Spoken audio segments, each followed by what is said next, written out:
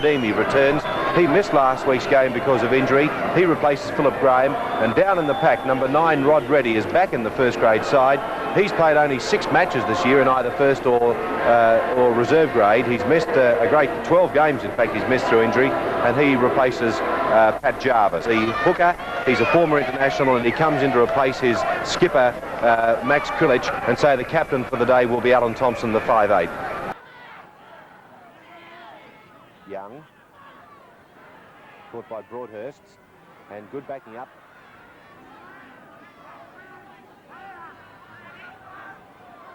Trudge at 10 metres from halfway.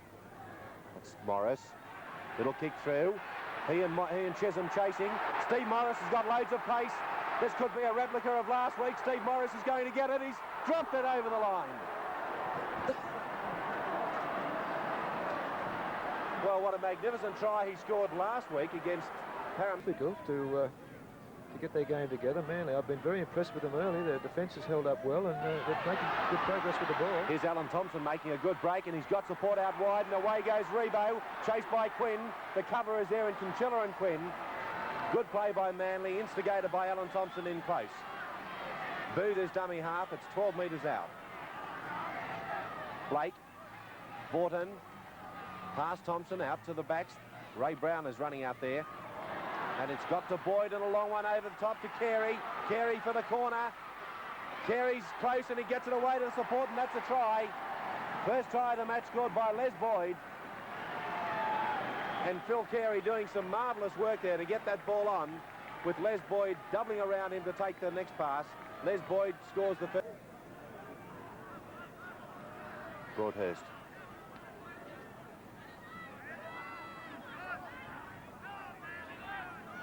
Gerard, Boyd,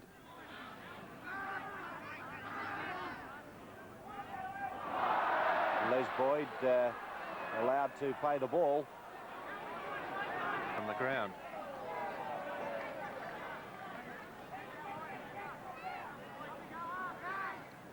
Gerard, good break.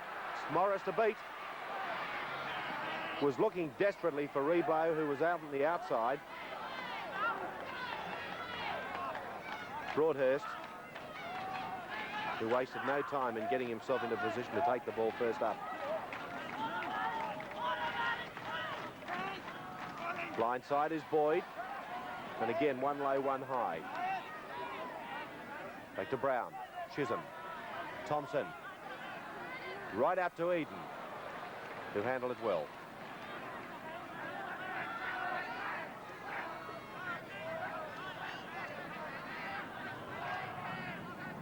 Brown, Blake,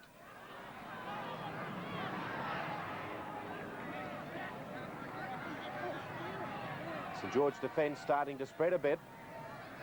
Right out to Gerard, and beautiful hands to Boyd.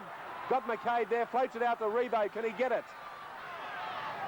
Caught by Conchella, and there's Simon Booth crossing for the simplest of tries.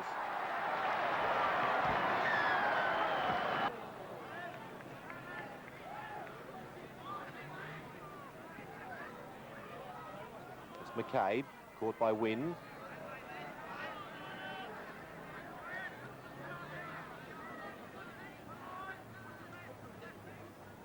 Borton, dangerous player, over the top to Blake, who must score.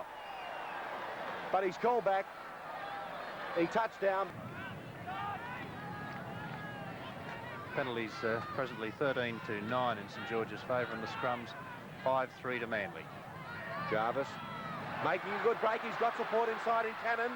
There he is. Jarvis caught. Cannon's away. This is going to be a try under the post. Good work from the 5'8", right next to the post. Brian Johnson, the fullback. Not Cannon. It was Brian Johnson, the fullback. Well, Wynn could have a kick for goal from there, but there'd be no certainty of him getting it.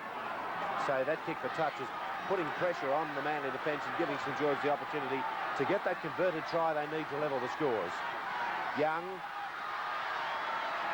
Well, let's see what imagination Manly St George can use here in attack. They haven't shown a great ability to bust the Manly defence. Jarvis. He's done a pretty good job. He's only 3 metres out. Dowling That's Ready, opening the break, and Sorodimi's put it down.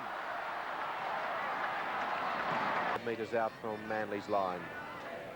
Yes, so Manly are going to play tight football from here in. They realise that they've got the game well and truly under their control, and he's important. They're just throwing it around. Thompson taking it tight, no silly passing.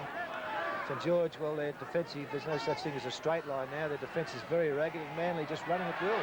And Philip Blake's made a beautiful bust up the middle. He's too fast. No, he's not for Morris.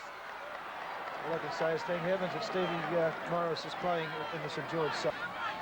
Starkey, open side, Cannon. St George still anxious to bust this defence. Young, little kick ahead. Johnson, the fullback, chasing it through with Sorodimi. The referee says touch and goal. In fact, in a touch, just before the line. That was a near thing. He nearly got it down in mid-air, as we'll see from head on. Great little chip over there, but he hits that corner post at the same time. Manly getting the ball. Yes, Gerard right on the spot there, tapping it forward and just running straight through the St George ruck. Jeff Gerard, 10 metres out. McCabe, Thompson, Revo in the movement. It went out to Brown. Carey, a beautiful pass, Wynn across, and misses him. Carey's in. Good try. Ray Brown timed his pass to perfection to put Carey over for the match. Gerard and Broadhurst.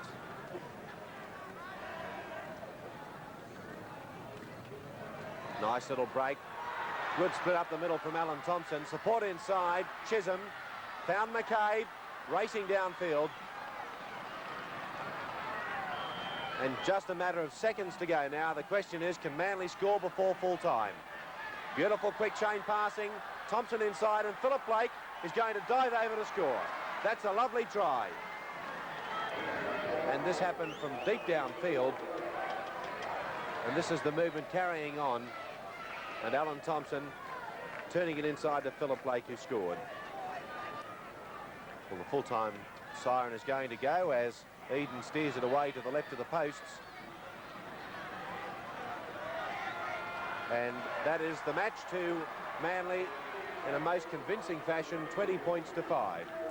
Well, I don't think there was any doubt about Manly's superiority in this game today. 4 tries to 1 surely tells the story, and there can be no complaints from the St George spectators.